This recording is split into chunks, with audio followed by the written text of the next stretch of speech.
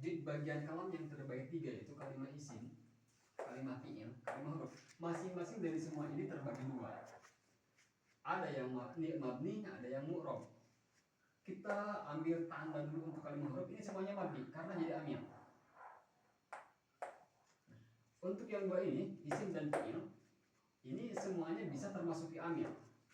Cuma nantinya itu ada yang mu'rab, yang berubah-ubah, ada yang tidak berubah-ubah, itu mabni. Jadi masing-masing antara isim dan fi'il ini terbagi 2. Ada yang mabni, ada yang mu'rab. Untuk isim yang mabni itu cuma 6. Isim dhamir seperti huwa, huma. Terus ada yang kedua isim isyarah seperti idza, zi atau hadza, hadhihi. Terus yang ketiganya isim mausul seperti alladzi, alladzina, allati, allati. Terus yang keempatnya adalah isim fi'il seperti amin. Terus yang kelimanya adalah isim